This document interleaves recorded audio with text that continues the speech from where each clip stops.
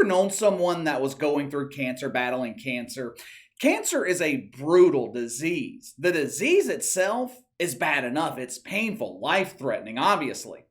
The pain from the treatment can be worse than your body deteriorating from the disease itself.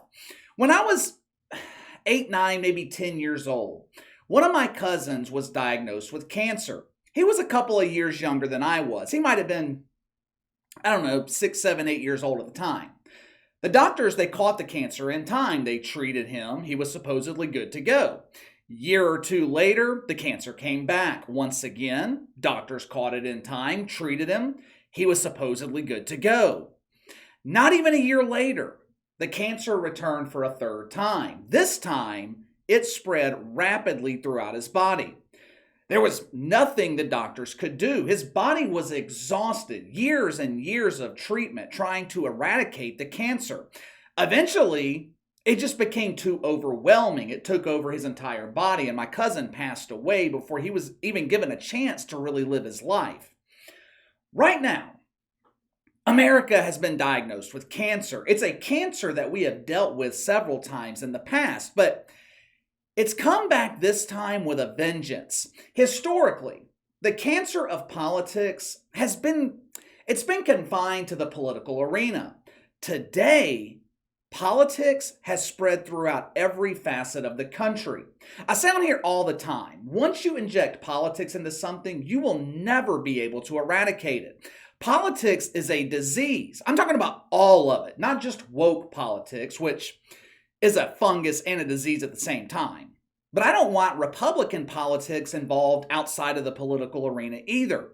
For most of my life, most businesses, most organizations, they have strived to remain apolitical. Michael Jordan, he famously refused to endorse a political candidate in North Carolina because Republicans buy shoes too. Terrell Owens, he was considered a lightning rod for controversy in his NFL career. He was a polarizing figure. Never got involved in politics. Major League Baseball, the league that used to represent Americana, stayed out of politics. Television shows, movies, talk shows of the 90s, most of them stayed out of politics. In 2022, there is no escaping the disease. At this point, I'm not even sure there's a cure. Politics, mainly woke politics, has infected every facet of the country. You can't get away from it. You can't turn on a Disney movie without being bombarded with overt LGBT messaging. Remember when they used to be subtle with the gay? Now they are in your face with it. The subtlety is gone. It's blatant propaganda, mostly aimed at children. One government institution that remained apolitical for centuries was the military. The vast majority of Americans, we're proud of our military. We have a small segment of the population that constantly disrespects the military. Some call them social justice warriors. Some call them the pronoun police. I call them the woke welfare recipients of the WNBA. They like to denigrate our military by walking off the court during the national anthem, kneeling for the anthem, refusing to play the national anthem. Then when their ass gets busted smoking doobies overseas, they beg the military to find a way to get them back home. Why was I complaining so much about America? It wasn't so bad after all. In America, I can walk around with my dick and call myself a woman. Over here, they beat me relentlessly for identifying as Tran Dan, the all-American man. Like sports, the politicization of the military was a slow process. It started back in 1988 when a retired Marine Corps commander endorsed George Bush for president. 1992, another retired military veteran endorsed Bill Clinton. Suddenly, retired veterans, they began appearing at the Republican and Democratic conventions. By 2016, retired veterans, they were speakers at these conventions. After that, the cancer of politics spread throughout the military. Now, I know many of you in my audience are strong supporters of Donald Trump. Donald Trump did a lot of great things as president, but one of his biggest flaws was his overt politicization of the American military. He used to speak all the time about his generals. Trump flaunted military support for personal political gain. That's all well and good when the military's on your side. But what happens when you have members of Woke United Methodist running the federal government? Naturally, you have a woke military. America didn't become the global superpower by having a politically correct military. We didn't become the global superpower by having a military more concerned about the usage of proper pronouns than kicking ass. The American military became the strongest in the world because it was the toughest in the world. Military boot camp was designed to tear you down completely and rebuild you in their image. There was no such thing as individualism. There was no such thing as feelings. If you wanted to express your feelings in boot camp, they would beat the shit out of you. The drill sergeant, he didn't give a fuck about your feelings. You called me a pussy. That's not nice. I'm going to my safe space. Fuck you, pussy. Lay down in that sandpit face first until I tell you to get up. To civilians, this seems like cruel and unusual punishment, but there's a method to the madness. There is a reason boot camp is stringent. It's tough. For one, they have to weed out the pussies, but two, they know a combat unit is only as strong as its weakest link. The military's only effective if everyone's playing their role to perfection. One weak link can be the difference between life and death. They don't want individuals. They want the entire platoon working as one. I know several people in the military, and every one of them have told me the last 2 or 3 years that political correctness is severely damaging our armed forces. Last night, I received an email from one of my longtime supporters named Jane. I think I've mentioned Jane a time or two before. Believe it or not, Jane is a transgender female. You would be surprised at the number of people in the LGBT community that actually support this channel. But anyway, Jane shoots me an email informing me about the new military training that's been implemented. And it is a good program. This is guaranteed to keep the American military the strongest in the world. The Army, the Marines, they're no longer concerned about war training, training cadets in swimming, endurance, life-saving techniques, target practice. No.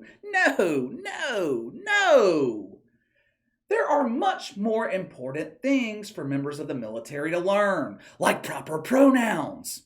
All you guys from 18 to 21, I'm sorry. How dare you use the term guys? You could be misgendering someone in your audience. My bad, shit fuck. All you birthing people, that's a more inclusive term, right? After all, according to the doctors that woke you, all people have the ability to get pregnant. Men, women, non-binary lawnmowers. Anyone can get pregnant, but you just have to remember the child isn't a real person at conception. The child's not an actual person until the birthing person perceives it that way. All you birthing people from 18 to 21 with aspirations of joining the military, let me show you an example of what you can expect at boot camp. Roll the film. Hi, my name is Johnny and I use he, him pronouns. Hi, and I'm Kanchi and I use she, her pronouns. And we're here to talk about pronouns. What is a pronoun? A pronoun is how we identify ourselves apart from our name, and it's also how people refer to us in conversations. Using the right pronouns is a really simple way to affirm someone's identity. It is a signal of acceptance and respect. If it's a signal of acceptance and respect, how do we go about creating a safe space for everybody? That's a good question. A really good way to do that is to use inclusive language. Instead of saying something like, hey guys, you can say, hey everyone, or hey team. Yeah, and now that you say that, another way that we could show that we're allies and that we accept everybody is to maybe include our pronouns in our emails, or like we just did, introduce ourselves using our pronouns. Let me ask you something. The dude in that clip I just played, that dude, I assume he's a dude. Looked like he had male features to me, but what the hell do I know? I'm not a biologist. The fucker could identify as red beans and rice. He could have been born a black-eyed pea and changed gender to beans. But seriously, does that dude look like he's actually in the military? He looks like a barista at Starbucks or the shoe salesman at Foot Locker. Maybe he works the makeup counter at Macy's. Does that kid look like he can handle a gun? He sees a gun, he thinks the barrel's the handle.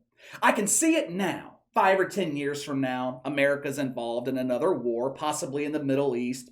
Soldiers are on the battlefield. Shots are being fired. Grenades are being thrown. Then it happens. One of the Iraqi soldiers misgenders an American. Oh no! That birthing person misgendered me. He is now a war criminal. He is in violation of the second woke commandment, thou shalt not misgender. What the fuck is happening to our military? This is downright embarrassing. You think soldiers in Ukraine are worried about misgendering the Russians? You think Vlad is training his soldiers in the usage of proper pronouns? You think terrorists are training their recruits in proper gender identification? The rest of the world, they are training their military for combat, for war. Here in America, we're training our military not to offend the alphabeters. I don't know if you caught this in the clip, but did you hear them talk about the safe space? I'm sure some of you guys thought I was making that shit up. The safe space is real. The same military that hunted down Osama bin Laden, the same military that took down Nazi Germany, the same military that has the technological capability to hear a snail fart in Kuwait. This same military is now talking about safe spaces. Hey there, Iraqi soldier, I know you have evil intentions with that rock in your hand, but you can't harm me right now. I am located in my safe space. Let me tell you my proper pronouns. King, emperor. Since we're living in the era of identification, people are free to be whatever the fuck they want. We have women dressing like the dudes in Duck Dynasty. We have men identifying as garden tools. I choose to identify as the emperor. If you identify as a letter of the alphabet, you must now address me as emperor. Now, I know I'm making jokes about this, but this is a serious problem. This is a real problem. The sole purpose of the military is to defend our freedom against foreign threats.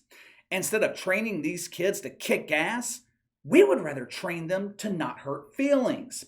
We would rather train them to not misgender someone. They'll be on the battlefield. Instead of focusing on the threat in front of them, our military will be determining the fucking gender of the enemy. Look at Islamabad over there. I see his beard. Does he identify as a man or a shovel?